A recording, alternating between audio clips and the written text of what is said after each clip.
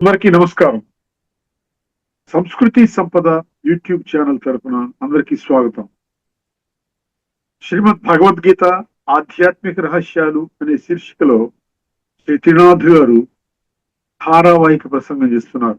వారి ధారావాహిక ప్రసంగంలో ఈరోజు 626వ ప్రసంగం చేస్తున్నారు. శ్రీ త్రినాథ్ గారికి స్వాగతం. నమస్కారం. ఓం శాంతి. శ్రీమద్ భగవద్గీత ఆధ్యాత్మిక రహస్యాలు ఈ యొక్క కార్యక్రమాన్ని వీక్షిస్తున్నటువంటి సోదర సోదరిమణులందరికీ కూడా హార్దిక స్వాగతం, సుస్వాగతం, నమస్సమంజలి. మనం 18వ అధ్యాయంలోని 65వ శ్లోకం చర్చించుకుంటున్నామండి. భగవద్గీత నుండి 18:65. మన్మనాభవ మద్భక్తో మధ్యాజీ మాం నమస్కురు మామే వైష్యసి యుక్త్వైవమాత్మానం మత్పరాయణ. ఇది 9వ అధ్యాయం 34లో ఉంటుందండి. ఆఖరి పంక్తిలో మాత్రము కొద్దిగా తేడా ఉంటుంది. ఏమిటండి తేడా? సత్యం తే ప్రతిజానే ప్రియోసిమే. నేను సత్యంగా చెప్తున్నాను. అర్థమైందండి? మీరు నాకు చాలా ప్రియమైనటువంటి వారు. సత్యం తే ప్రతిజానే, ఇది చాలా ముఖ్యమండి. ప్రతిజానే అంటే ఏంటండి? ప్రతిజ్ఞపూర్వకంగా చెప్తున్నాను. కేవలం భగవంతుడు మనం కోరుకుంటుంది అలా ఏంటండి? 4 విషయాల పట్ల శ్రద్ధ కోరుకుంటున్నాడు. 1, మన్మనాభవ, మీ మనసు నా మీద లగ్నము చెయ్యండి. 2, మద్భక్తో, మీరు కేవలము నా కొరకే భక్తి చెయ్యండి. మీరు నన్ను విడిచిపెట్టి అందరికీ భక్తి చేస్తున్నారు. నన్ను కూడా, నా గురించి కూడా మీరు శివుడి యొక్క ఆలయంలో వెళ్ళి శివలింగం మీద చేస్తున్నారు, కానీ జ్ఞానము లేకుండా చేస్తున్నారు. అర్థమైందండి? నేను ఆ విధంగా ఒక లింగాకారంలో ఉన్నటువంటి ఒక రాయిని కాదు. అర్థమైందండి? మీరు ఆ విధంగా చేసి మధ్యలో 3 గీతలు పెట్టి చుక్కలు పెట్టి చేస్తున్నారు. కానీ జ్ఞానం ఆధారంగా చేసుకుంటే నేను విశ్వాత్మలందరికీ తండ్రిని, నేను ఒక్కడినే భగవంతుడిని, నిరాకారుడిని, జ్యోతి స్వరూపుడిని అంటున్నాడు. సో మద్భక్తు, ఆ విధంగా జ్ఞానం ఆధారంగా మీరు తెలుసుకుంటే మీరు సత్యంగా, సహజంగా, చాలా సులభంగా మీరు నన్ను పొందగలుగుతారు అంటున్నాడు. మధ్యాజీ, యాజీ అంటే యాగాలు, యజ్ఞాలు, యాగాలు, జపాలు, తప్పాలు, ఇవన్నీ ఆ ప్రక్రియలు. దాన్ని కూడా మీరు నా కొరకే చెయ్యండి అంటున్నాడు. స్థూలంగా కాదు, ఆంతరికంగా మీరు చెయ్యండి. తర్వాత మాం నమస్కురు అన్నాడు. మాం నమస్కురు అంటే నాకు ఒక్కడినే నమస్కరించండి. ఇక్కడ నమస్కారం అంటే ఫిజికల్ నమస్కారం కాదండి. ఫిజికల్గా నమస్కారం అనుకున్న తప్పు లేదు. నన్ను ఒక్కరినే భగవంతుడిగా అర్థం చేసుకోండి అని అర్థమైందండి. మనలో ఉన్నటువంటి బలహీనతల్ని భగవంతుడికి అర్పణ చేయడాన్ని ఇక్కడ నమస్కారము అంటున్నాడు. నమః. అర్థమైందండి? మనం తెలుసుకున్నాం కదండి. నమః అంటే ఏం తెలుసుకున్నామండి? నమః అంటే భగవంతుడికి ఆ విధంగా అర్పించడం అన్నమాట. నమః అంటే ఆ విధంగా నాది కాదు అనే ధాతువు నుండి వచ్చింది నమః అంటే. నాది కాదు అంటే అది ఏంటంటే అది మాయది అన్నమాట. పంచవికారాలు, దేహాభిమానం, ఈ విషయ వికారాలు, ఇవన్నీ నాకు అర్పణ చేసేయండి. నమః. అందుకని ఓం నమః శివాయ అంటారు. ఓం నమః శివాయ. ఇప్పుడు ఇదే విషయాన్ని మనం కొనసాగిద్దామంటే ఈ యొక్క విషయంలో కేవలం మీరు చేయవలసిందల్లా ఏంటండి? బుద్ధి నేత్రాన్ని తెరుచుకోవాలి, అంధవిశ్వాసాన్ని విడిచిపెట్టాలి. గత ఎపిసోడ్లో మనం చర్చించుకున్నటువంటి ఆఖరి ఒక పారాగ్రాఫ్ ఉంది, దాంతో మనం ప్రారంభించుకుందాం. ఆధ్యాత్మిక దృష్టికోణము అని చెప్పుకున్నాం. ఈ శ్లోకము రాజయోగ సాధనకు సంక్షిప్త నిర్వచనము. మన్మనా భవ, దేహాభిమానాన్ని విడిచి స్వయాన్ని ఆత్మగా భావించి శివ పరమాత్మను స్మరించడం. మద్భక్తో భవ, ఒకే పరమాత్మతో నిజమైన ప్రేమ కలిగి ఉండడము. మధ్యాజీ, ప్రతి కర్మను ఈశ్వరీయ సేవగా చేయడము. మాం నమస్కరు, సంపూర్ణ సమర్పణ మరియు వినయము. ఈ విధముగా జీవించే ఆత్మ పవిత్రమై వికర్మలను భస్మము చేసుకోవడం ద్వారా సంస్కారాలను సాత్వికంగా తయారు చేసుకొని పరమాత్మ అతి త్వరలో స్థాపించబోతున్న సత్యత్రేతాయుగాలనబడే స్వర్గములో శ్రేష్టమైన జన్మలు ప్రాప్తి చేసుకుంటుంది. ఈ ఆత్మ ఈ విధంగా పవిత్రమై ఆ విధంగా ప్రాప్తి చేసుకుంటుంది. ఆత్మజ్ఞానం గలవాడు ఆ విధంగా ప్రాప్తి చేసుకుంటారు అని అనొచ్చు. ఇదే గీతా జ్ఞానం యొక్క సారము. ఇదే సారము సర్వశాస్త్రాలకి కూడా శిరోమణి అయినటువంటి శ్రీమద్ భగవద్గీత సారం ఇది. కాబట్టి ఏ శాస్త్రం తిరిగేసినా మీకు కేవలం ఆత్మ, పరమాత్మ, రాజయోగం, సంస్కార పరివర్తన, స్వర్గము యొక్క అందులో శ్రేష్టమైన జన్మలు పొందడానికి తగిన అర్హత పొందే విషయాన్ని చర్చించడం జరుగుతుంది. మీరు పరీక్షించుకోవచ్చు. ఇప్పుడు దీన్ని కొన్ని గీతా మద్దతు శ్లోకాలు కొన్ని తెలుసుకుందాము. తర్వాత కొన్ని ఉపనిషత్తు మద్దతు మంత్రాలు కూడా తెలుసుకుంటే మీకు ఇంకా విశ్వాసం కాస్త గట్టిపడుతుంది. 9వ అధ్యాయంలోని 34 మన్మనాభవ మద్భక్తో మధ్యాజీ మాం నమస్కురు మామే వైశ్యసి యుక్త్వైవమాత్మానం మత్పరాయణ. అక్కడ ఏమన్నాడు? మాం ఏవ ఏష్యసి, మీరు నన్ను పొందుతారంటున్నాడు. ఈ 4 పనులు మీరు చేసినట్లయితే మీరు నన్ను పొందుతారు. అర్థమైందండి? మత్పరాయణ, దీనికి కావాల్సింది ఏంటి? భగవంతుడి మీద బలిహారం అవ్వాలి. భగవంతుడి మీద బలిహారం అవ్వాలంటే భగవంతుడి యొక్క సంపూర్ణ పరిచయం పొందాలి. అందుకని 9వ అధ్యాయంలో చెప్పాడు, మళ్ళీ ఆఖరి అధ్యాయంలో కూడా ఈ శ్లోకం ఉంది. అందుకనే అక్కడ ఏమంటాడు? సత్యం తే ప్రతిజానే ప్రియోసిమే అంటాడు. యుక్త్వైవం ఆత్మానం మత్పరాయణ. చూసారా, అక్కడ ఏంటి? ఆత్మానం అన్న పదం వచ్చింది. మీరు ఆత్మిక స్థితిలోకి వచ్చి అప్పుడు రాజయోగంలో ఫస్ట్ స్టెప్ ఏంటండి? యోగయుక్తంలో ఫస్ట్ స్టెప్ ఆత్మ అభిమాని స్థితి, ఆత్మ అనుభూతి స్థితి, ఆత్మ అనుభవ స్థితి. ఆ స్థితిలో ఉండి భగవంతుడి మీద బలిహారం అవ్వాలి. అప్పుడు మీరు ఖచ్చితంగా మీరు నన్ను ప్రాప్తి చేసుకుంటారు అంటున్నాడు భగవంతుడు. భగవంతుడు సత్యమండి, భగవంతుడి మాటలు కూడా పరమ సత్యము. ఇది 1865లోని బోధనకు దాదాపు ఇదే రూపము. 9:34, 18:65 గుర్తుపెట్టుకోండి. తర్వాత ఇప్పుడు భగవంతుడు ఏమంటున్నాడు? మీరు నన్ను స్మరించండి, మీ మనసు నాకు ఇవ్వండి, మీ బుద్ధిని నాకు ఇవ్వండి, మీ నమస్కారం నాకు ఇవ్వండి, మీ పూజలు నాకు ఇవ్వండి, మీ భక్తి నాకు ఇవ్వండి అంటున్నాడు కదా. సో ఈ విషయాన్ని సమర్థించే మరికొన్ని శ్లోకాలు మనం పరిశీలిద్దాం. 9, 8, 7 అండి. 8వ అధ్యాయం అక్షర బ్రహ్మయోగంలో 7వ శ్లోకము. తస్మాత్ సర్వేషు కాలేషు మాం అనుస్మర యుధ్య చ మయి అర్పిత మనోబుద్ధి యో మద్భక్త సమే ప్రియ. ఇక్కడ చూడండి, సర్వేషు కాలేషు అన్నాడు. సర్వావేళ సర్వావస్థల యందును నన్ను స్మరణ చేయమంటున్నాడు. మాం అనుస్మర యుధ్యచ అంటే ఇక్కడ ఫిజికల్ హింసాత్మక యుద్ధము కాదు. ఆ హింసాత్మక యుద్ధం మనం మామూలుగా ఇప్పటికీ అర్థం చేసుకున్న విషయంలో కూడా 18 రోజులు జరిగింది.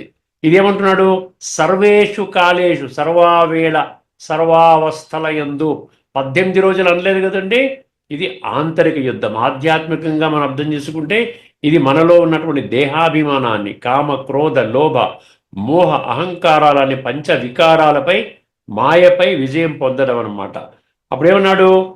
మామనుస్మర యుధ్యచ మయ్యర్పిత మనోబుద్ధి అన్నాడు. చూసారు, ఇంపార్టెంట్. ఆ విషయ వికారాలు మనకి తొలగాలి, సులభంగా తొలగాలి అంటే భగవంతుడికి మనం ఏం చేయాలి? మనసు బుద్ధిని అర్పించాలి. భగవంతుడికి మనసు బుద్ధిని అర్పించాలి. ఇది చాలా ముఖ్యము. అప్పుడేమంటున్నాడు? మాం ఏవ ఏష్యస్య అసంశయం అంటున్నాడు. నీకు డౌట్లెస్ అనమాట. నీకు ఎటువంటి సంశయం అక్కర్లే, నీవు నన్ను ప్రాప్తి చేసుకుంటావు. ఇది అక్కడిది. తర్వాత 12:8లో చాలా చక్కగా మయ్యేవ మన ఆధస్త్వ మయి బుద్ధిం నివేశయ నివశిష్యసి మయ్యేవ అథ ఊర్ధ్వం న సంశయ. ఇక్కడ సంశయం అక్కర్లేదని మన సంశయాల్లోకి వస్తాం. అర్థమైందండి? భగవంతుడు చెప్తున్నాడు, మీకు సంశయరహితంగా నేను చెప్పిన పద్ధతిలో మీరు విన్నట్లయితే, ఆచరించినట్లయితే, అర్థమైంది, అనుసరించినట్లయితే నేను మీకు అనుభవంలోకి వస్తాను. ఈ తిరుగులేని తిరస్కరించలేని సత్యాలు భగవంతుడు స్వయముగా చెప్తున్నాడు. ఇక్కడ కూడా మళ్ళీ అసంశయ అన్నాడు. ఏమన్నాడండి? మయ్యేవ మన ఆధస్త్వ అన్నాడు. మయి ఏవ, నీ మయి అంటే నాయందు నీ మనసును పెట్టమన్నాడు. మయ బుద్ధిం నివేశయ, నీ బుద్ధిని కూడా నాయందే పెట్టమన్నాడు. అంతకుముందు శ్లోకంలో ఏం చెప్పాడు? మయ్యర్పిత మనోబుద్ధి. దీనికి దానికి ఏమైనా తేడా ఉందా? మయ్యేవ మన ఆధస్వ మయి బుద్ధిం నివేశయ నివశిష్యసి మయ్యేవ. అప్పుడేమవుతుందండి? నీవు నాలో నివసిస్తావు. నాలో నివసించడం అంటే ఏంటి? నా యొక్క ఉనికిని, నా యొక్క అస్తిత్వాన్ని నువ్వు కనిపెడతావు. నివశిష్యసి మయ్యేవా అత ఊర్ధ్వం. అర్థమైందండి ఏంటి? మనసు బుద్ధి పెట్టిన తర్వాత అత ఊర్ధ్వం తర్వాత ఏమవుతుందండి? నీవు నాలో నివసిస్తావు, ఇందులో ఎటువంటి సంశయము లేదు అంటున్నాడు. అర్థమైందండి? మనసును నాయందే నిలుపు, నీ బుద్ధిని కూడా నాయందే స్థిరపరచు. అలా చేసినట్లయితే నీవు నాయందే నివసిస్తావు, ఇందులో ఎటువంటి సందేహము లేదు. అర్థమైందండి? అది. తర్వాత 9:22 ఇది చాలా ఫేమస్ శ్లోకం, అందరికీ తెలిసినటువంటి శ్లోకమే. అనన్యాశ్చింతయంతో మాం ఏ జనాః పర్యుపాసతే తేషాం నిత్యాభియుక్తానాం యోగక్షేమం వహామ్యం. ఇక్కడ కూడా ఏమన్నాడు? అనన్య అంటే నన్ను ఒక్కడిని గుర్తించు. ఆ తర్వాత చింతయంతో మాం అంటే నా యొక్క చింతన చెయ్యి. ఏ జన ఎవరైతే, అర్థమైంది, ఆ విధంగా చేస్తారో వాళ్ళ యోగక్షేమాలు నేను చూసుకుంటాను. కాకపోతే అక్కడ ఏవో కండిషన్ ఏం పెట్టాడు, నిత్యాభియుక్తానాం అన్నాడు. అర్థమైందండి? నిత్యాభియుక్తానాం అంటే ఏంటి? నిత్యము నాతో నీవు సంబంధాన్ని జోడించి ఉండాలి, దాన్ని యోగం అంటాడు. అర్థమైందండి? ఎల్లప్పుడూ నన్ను చింతిస్తూ భజించేవారి యోగక్షేమాలను నేను స్వయముగా నిర్వహిస్తాను. ఆ బాధ్యత భగవంతుడికి భగవంతుడు తీసుకుంటాడంట. మన యొక్క వెల్ఫేర్, మన యొక్క యోగక్షేమాలంటే వెల్ఫేర్ కదా. హాయిగా ఆత్మ బాగుంటుంది, శరీరం బాగుంటుంది, సంబంధాలు బాగుంటాయి, ఎంజాయ్ చేస్తాం, ఆరోగ్యంగా ఉంటాం, శాంతిగా ఉంటాం, ఆనందంగా ఉంటాం. ఈ బాధ్యత భగవంతుడు తీసుకుంటున్నాడు. తర్వాత 10 అధ్యాయం 10వ శ్లోకం, విభూతి యోగంలో 10వ శ్లోకం. తేషాం సతతయుక్తానాం భజతాం ప్రీతిపూర్వకం దదామి బుద్ధి యోగం తం ఏన మాముపయాంతి తే. ఇక్కడ ఏమంటాడు? సతతము సతతము యోగయుక్తంగా అంటే నిరంతరము నా స్మృతిలో ఉండాలి.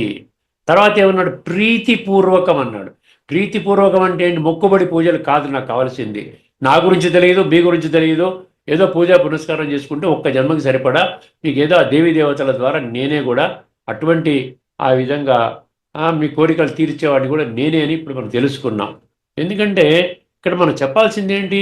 సతతయుక్తానాం భజతాం ప్రీతిపూర్వక, అండర్లైన్ చేసుకోండి. దదామి బుద్ధి యోగం, అప్పుడు నీ బుద్ధి నేత్రాన్ని నేను తెరిపిస్తాను. ఆ బుద్ధి నేత్రం తెరుచుకుంటే మీరు నన్ను ప్రాప్తి చేసుకుంటారు.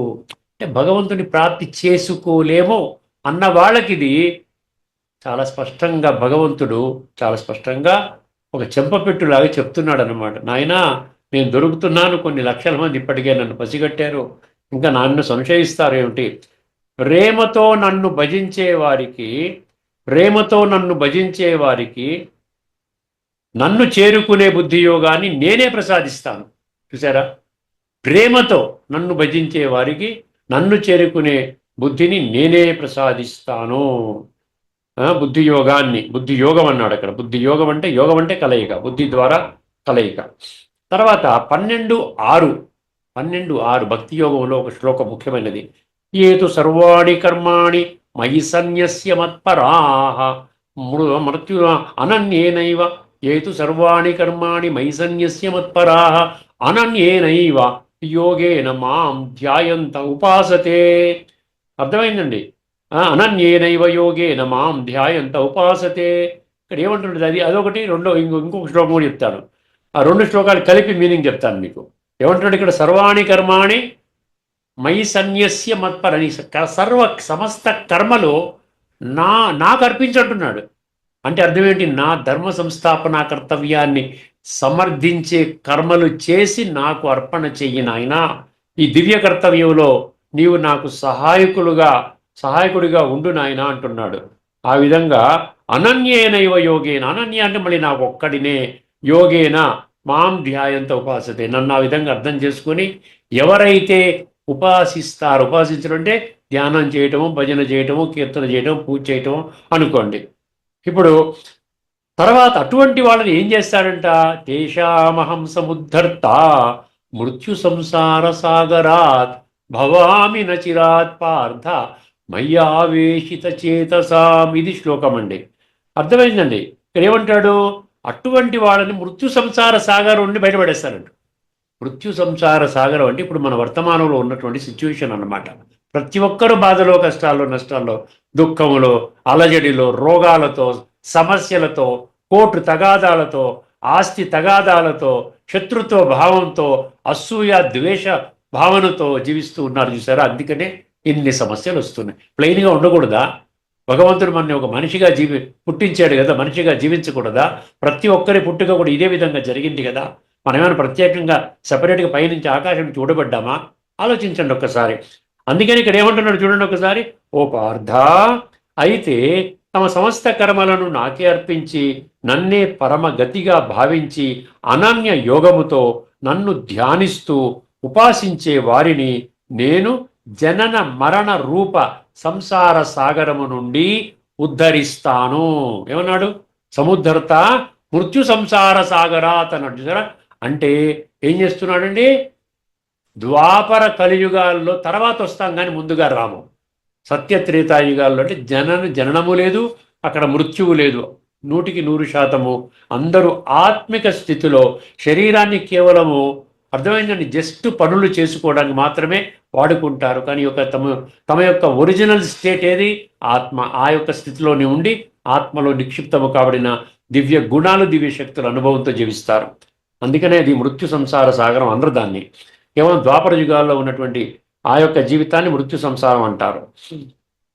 అర్థమైందండి. 8-14 ఎన్ని శ్లోకాలు చెప్తున్నానంటే మీరు అర్థం చేసుకోండి. ఎక్కడ ఇటువంటి చర్చ మీ ప్రపంచంలో ఇంకెవరు చెయ్యరు, ఇప్పటిదాకా చెయ్యలేదు, ఇప్పుడు చేయరు, రాబోయే రోజుల్లో కూడా మీకు దొరకదు. గుర్తు చేసుకోండి. అనన్యచేతాః సతతం యో మాం స్మరతి నిత్యశః తస్యాహం సులభ పార్థ నిత్యయుక్తస్య యోగినః. ఇక్కడ ఏమంటున్నాడండి? సులభంగా దొరుకుతానండి నేను చెప్తుంటే మీరేమో అసలు భగవంతుడు ఏంటి, రావడం ఏమిటి, ఇదేమిటండి, మేము నమ్మమండి. నమ్మకండి. అర్థమైంది. ఇక్కడ ఏమంటున్నాడు చూడండి ఈ శ్లోకంలో. అని భగవంతుడి మాటలకి ఎంత నిర్లక్ష్య ధోరణిలో ఉన్నారు ఈ రోజున మనుషులు. అర్థం చేసుకోండి. భగవంతుడు ఏమంటాడు? అనన్యచేత. అనన్య అంటే నేను ఒక్కడే భగవంతుడు, చేతస అంటే మనసు, అనన్యచేత సతతం అంటే నిరంతరము, అనన్యచేత సతతం యో మాం అంటే నన్ను, ఎవరైతే, యో అంటే ఎవరైతే నన్ను స్మరతి నిత్యశః. అక్కడ సతతం అన్నాడు, ఇక్కడ మళ్ళీ నిత్యం పెట్టాడు. అర్థమైందండి.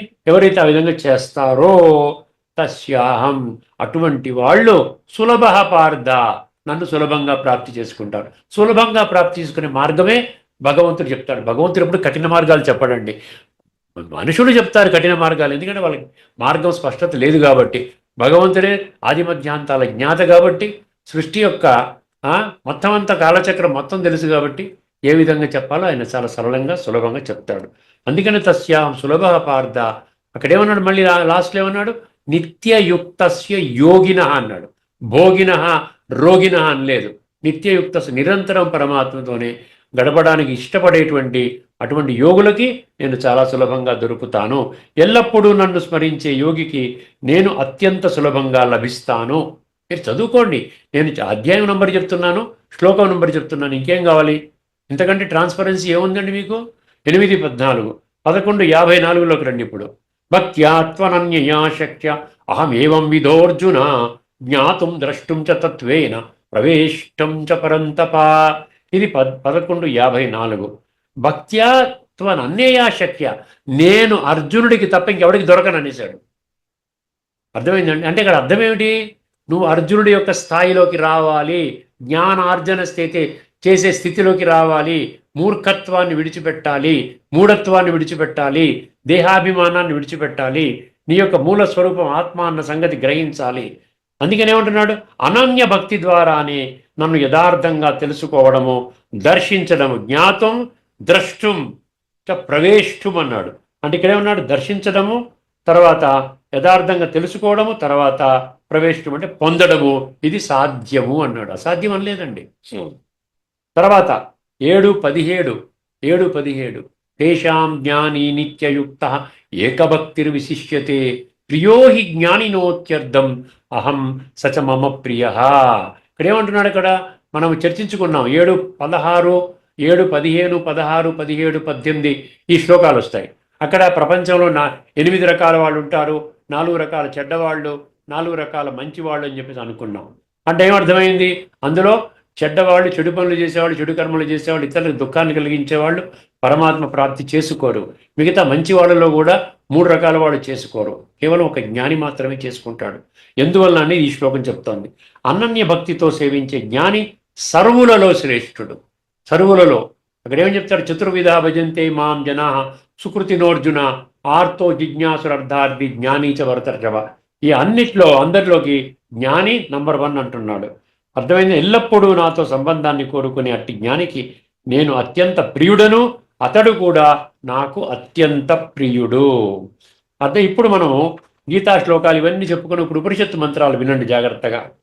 అదే భగవంతుణ్ణి కేవలం ఆత్మ అనుకుని నన్ను స్మృతి చేయనాయినా, నేను ఒక్కడనే భగవంతుణ్ణి, రెండో భగవంతుడు లేడు, నేను స్వయముగా చెప్తున్నాను.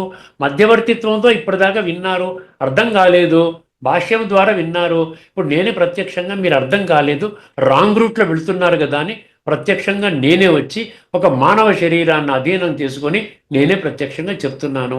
నా మాట నమ్మండి. ప్రతిజానే ప్రియోసిమి అన్నాడు కదా. ప్రతిజ్ఞపూర్వకంగా చెప్తాను. ఇంత ఏం చెప్పాలండి? మీరు ఏం చెప్తే నమ్ముతారు? మీకు SMS మెసేజ్ పంపించాలా, లేదా ఒక మాట్లాడాలా, ఫోన్లో మాట్లాడాలా భగవంతుడు? అర్థమైంది, దానికి శరీరం కూడా లేదు. అర్థమైందండి. ఇప్పుడు ఉపనిషత్తు మంత్రాలు జాగ్రత్తగా వినండి. శ్వేతాశ్వతర ఉపనిషత్తు 3.8 వేదాహమేతం పురుషం మహంతం ఆదిత్యవర్ణం తమసః పరస్తాత్ తమేవ విదిత్వా అతి మృత్యుమేతి నాణ్యః పంథా విద్యతేయ అయనాయ.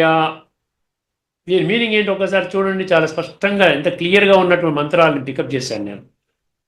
ఆ పరమ పురుషుణ్ణి తెలుసుకోవడము ద్వారానే మృత్యువును అధిగమించవచ్చు. మృత్యువును అధిగమించడం అంటే ఏంటి? మరణం లేకుండా కాదు. ఆత్మజ్ఞానం ఏంటి? ఆత్మకి మృత్యువు జననము లేదు కదా.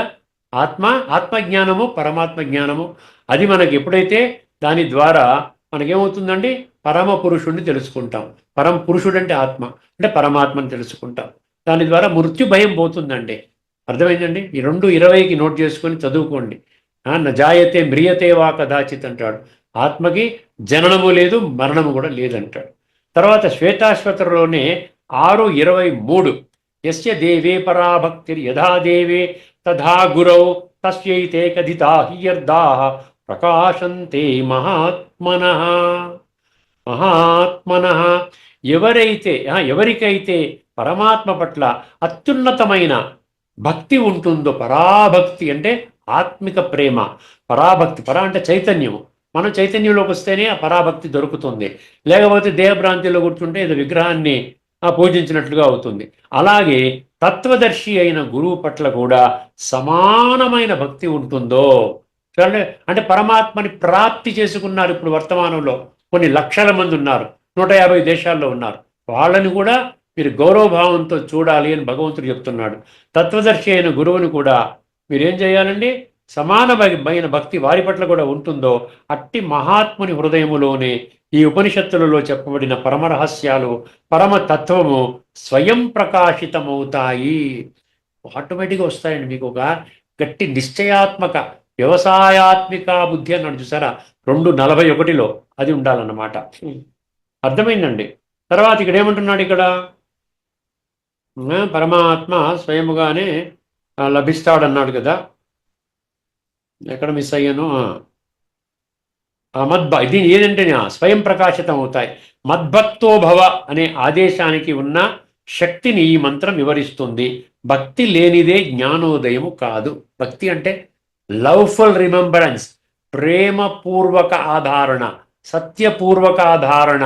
అర్థమైందండి? సత్యనిష్ట, నిజాయితీ, నీతి నిజాయితీ ఉండాలండి. ఏదో మనం అజ్ఞానంలో ఏదో భగవంతుని పూజ చేసుకున్నానని కాదు. తర్వాత కఠోపనిషత్తు 1:2:23, కఠోపనిషత్తు 1:2:23 అదే మంత్రము ముండక ఉపనిషత్తు 3:2:3. ఇది చాలా రిపీటెడ్గా వస్తున్నాయి. ఎందుకంటే ఎంత అద్భుతమైన మంత్రమో చూసారా. ఏం చెప్తాడు భగవంతుడు? ప్రవచనాల ద్వారా దొరకడు, ఉపన్యాసాలు వినటం ద్వారా దొరకడు, ధార్మిక గ్రంథాల పఠనం ద్వారా దొరకడు. ఎంత చక్కగా చెప్తాడండి. ఈ పరమాత్మ కేవలము అదేంటి, నాయమాత్మ ప్రవచనేన లభ్యో అన్నాడు. తర్వాత ... యమే వైష వృణుతే తేన లభ్య. అంటే ఏ విధంగా దొరకడు, ఏ విధంగా దొరుకుతాడు అనేది స్పష్టత అన్నమాట. చాలా ఇంపార్టెంట్ అండి. కఠోపనిషత్తు 1:2:23, ముండక 3:2:3. ఈ పరమాత్మ కేవలం ఉపన్యాసాల వల్లనో, తీక్షణమైన బుద్ధి, మేధస్సు నా మేధయ అంటాడు, వలననో, లేదా సకల శాస్త్రాలు వినడం వలననో లభించడు. ఎవరైతే ఆ పరమాత్మని అనన్యంగా కోరుకుంటారో, శరణు వేడుకుంటారో అట్టి భక్తునికి మాత్రమే పరమాత్మ లభిస్తాడు. ఆ పరమాత్మ అట్టివానికే తన నిజస్వరూపాన్ని ప్రకటిస్తాడు. ఇక్కడ సత్యంతే ప్రతిజానే ప్రియోసిమి అన్నాడు చూసారు. నీవు నాకు అత్యంత ప్రియుడవు కాబట్టి నిన్ను చేరుకుంటాను అనే దైవ అనుగ్రహ భావనకు మూలం. అందుకనేనండి గీతలో 7వ అధ్యాయం 3వ శ్లోకాన్ని రిలేట్ చేసుకోండి. కొద్దిమంది మాత్రమే ఈ విధంగా తెలుసుకుంటారు, భగవంతుని తెలుసుకుంటారు. అర్థమైందండి? ఇక్కడ ఆత్మతత్వం కేవలం పాండిత్యంతో కాదు. ఆత్మతత్వము కేవలం పాండిత్యం ఉందండి, శాస్త్ర పాండిత్యం ఉందండి అంటే భగవంతుడిని వారు పొందలేరు. వారే భగవంతుని పొందలేనప్పుడు వారి జ్ఞానము ద్వారా ఇతరులకు కూడా అటువంటి ప్రాప్తి చేయించలేరు. అది గుర్తుపెట్టుకోండి. తర్వాత ఇక్కడ ఏం చెప్పాడంటే ముఖ్యంగా ఆ ఆత్మతత్వం కేవలం పాండిత్యంతో కాదు, దైవానుగ్రహం ద్వారా లభిస్తుంది. పరమాత్మ అనుగ్రహం మరియు ప్రేమకు పాత్రులైన వారే పరమ సత్యాన్ని, పరమ సత్యం అంటే ఏంటి? ఆత్మసత్యము, ఆత్మ పరమాత్మ సత్యము, అదే ఏంటంటే సృష్టి చక్ర నాటకం సత్యము, ఈ యొక్క కర్మలు చేయడం సత్యము, సంస్కారాలు ఏర్పడటం సత్యము, త్రిగుణాలలోకి రావడం సత్యము. అర్థం, ఇవన్నీ తెలుసుకోవాలి, సత్యమైన విషయాలు తెలుసుకున్నట్లయితే అప్పుడు మీరేం చేస్తారు? భగవంతుడి ప్రేమకు పాత్రులవుతారు, పరమాత్మని పొందగలుగుతారు. శ్వేతాశ్వతర 3.8, శ్వేతాశ్వతర 3.8, వేదాహమేతం పురుషం మహంతం ఆదిత్యవర్ణం చెప్పుకున్నాం కదా, అది అయిపోయిందండి, నేను కొట్టేస్తున్నాను, రెండోసారి రాసుకున్నాను. శ్వేతాశ్వతర 6:18, ఇది కొత్తది. యో బ్రహ్మాణం విదధాతి పూర్వం యో వై వేదాంశ్చ ప్రహిణోతి తస్మై తంహ దేవమాత్మా బుద్ధి ప్రకాశం ముముక్షుర్వై శరణమహం ప్రపద్యే. ఇది 6:18 శ్వేతాశ్వతర. సృష్టి ప్రారంభములో, చాలా జాగ్రత్తగా వినండి, సృష్టి ప్రారంభములో బ్రహ్మదేవుడిని సృష్టించి ఆయనకు వేదాలను ఉపదేశించిన ఆ పరమ పురుషుడు చూసారా, ఫస్ట్ జ్ఞానం ఎవరికిచ్చాడు? బ్రహ్మకిచ్చాడు. చతుర్ముఖ బ్రహ్మ, ఒకే బ్రహ్మ విశ్వాత్మలందరికీ సంబంధించింది. ఆయన ఒక మానవుడు మాత్రమే. అందుకని ఈ రోజు కూడా మీరు గమనించండి, ఎక్కడో ఒక దగ్గర ఉంటే ఉండొచ్చు, కానీ మామూలుగా బ్రహ్మకి గుడులు కట్టరు, మందిరాలు ఉండవు. ఎందుకంటే ఆయన వారు ఒక మానవుడు మాత్రమే. అందుకని ఒక బ్రహ్మకి మాత్రమే గడ్డాలు మీసాలు చూపిస్తారు, ఒక ముసలివాడిగా చూపిస్తారు. వృద్ధ మానవ తనువుని ఆధారంగా చేసుకున్నాడు. 9వ అధ్యాయంలోని 11వ శ్లోకంలో అవజానంతి మా మూఢ మానుషిం తను ఆశ్రితం అన్నాడు. దేవతా తను అనలేదండి, నేను ఒక మనిషి శరీరం ఆధారంగా వస్తాను. అందుకనే భగవంతుడు ఇక్కడ ఏం చెప్తున్నాడు? సృష్టి ప్రారంభములో బ్రహ్మదేవుడిని సృష్టించి, చూసారా, బ్రహ్మదేవుని కూడా ఆయనే సృష్టించాడు. సృష్టించి ఆయనకు వేదాలను ఉపదేశించిన, వేదాలంటే జ్ఞానం అండి. వేదం అంటే భగవంతుని తెలుసుకునే జ్ఞానం. వేదాల ద్వారా కేవలం నన్ను ప్రాప్తి చేసుకోవాలి అన్నాడు 15వ అధ్యాయంలోని 15వ శ్లోకంలో. అర్థమైందండి? సో వేదాలను ఉపదేశించిన ఆ పరమపురుషుడు సృష్టి ప్రారంభంలో బ్రహ్మదేవుని సృష్టించి ఆయనకు వేదాలను ఉపదేశించిన ఆ పరమపురుషుడు బుద్ధిని ప్రకాశింపజేసే ఆ దేవదేవుడిని మోక్షాన్ని కోరుకునే నేను హృదయపూర్వకముగా శరణు వేడుకుంటున్నాను, శరణాగతి చేస్తున్నాను అంటే వారి యొక్క బుద్ధిని ప్రకాశింపజేశాడు. వారి శరీరం ఆధారంగా అందరికీ జ్ఞానం ఇచ్చాడు, వారిలో ఆ త్యాగగుణాన్ని ప్రవేశపెట్టాడు.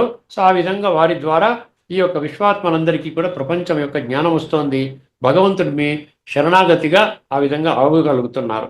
గీతలో మాం నమస్కరు అన్న, నాకు సమర్పించుకోండి అన్న అని భగవంతుడు చెప్పిన సంపూర్ణ శరణాగతి తత్వానికి ఈ మంత్రము వేద ప్రమాణం. ఏ మంత్రం అండి?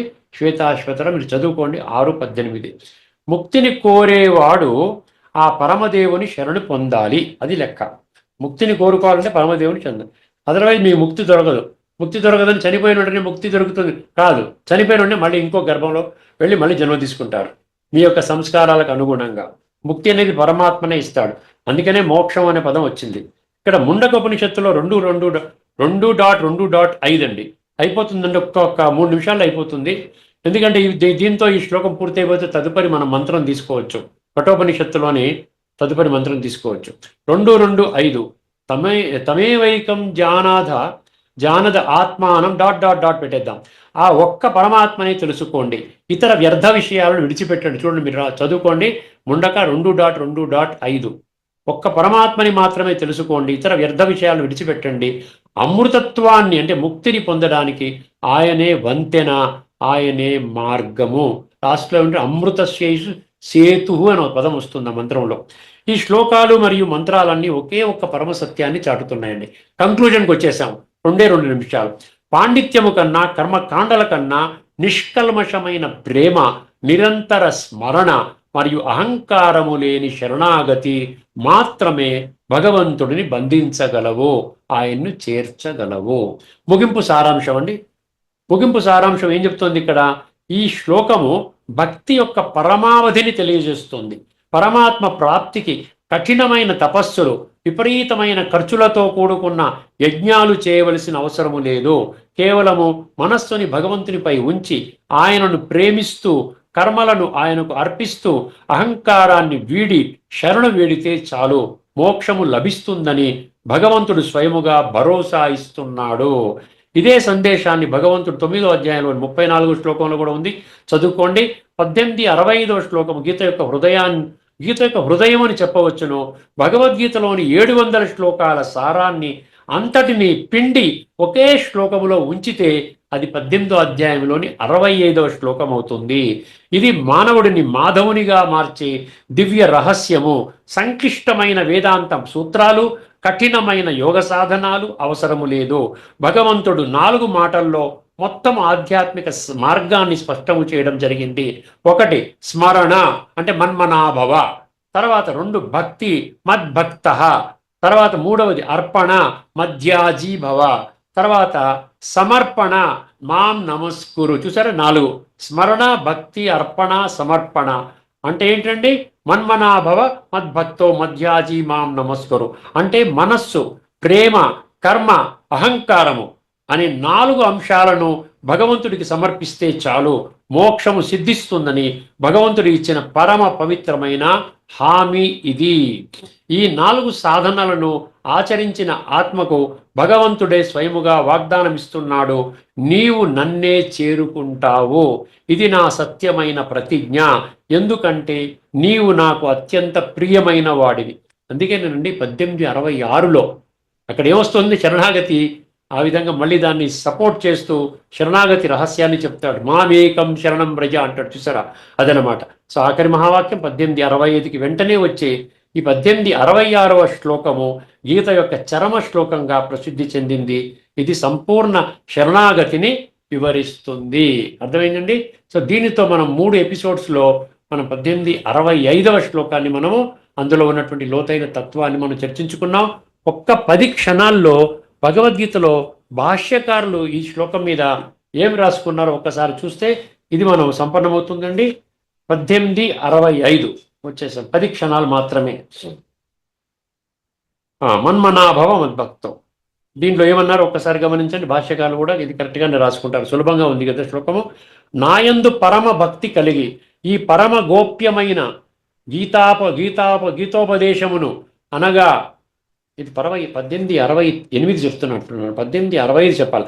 ఓ అర్జున, నీవు నాయందే మనస్సును నిలుపము, నా భక్తుడవు కమ్ము, నన్నే సేవింపుము, నాకు ప్రణమిల్లుము, ఇట్లు చేయుట వలన నన్నే పొందగలవు. ఇది ప్రతిజ్ఞపూర్వకముగా నేను చెప్పుచున్న మాట. ఏలనన నీవు నాకు అత్యంత ప్రియుడవు, నీవు నాకు అత్యంత ప్రియుడవు. అర్థమైంది? ఇక్కడతో మన చర్చను ముగించుకుందామండి. తదుపరి ఎపిసోడ్లో కఠోపనిషత్తులోని 2 మంత్రాలు, ఒకే ఎపిసోడ్లో 2 మంత్రాలు తీసుకొని రాబోతున్నాను. అది 1వ అధ్యాయం 3వ వల్లి, అందులో 3వ మంత్రము 4వ మంత్రము చర్చించుకుంటాం. ఓకేనండి? అంతవరకు సెలవు. అందరికీ నమస్కారము. లోకా సమస్త సుఖినో భవంతు. ఓం శాంతి.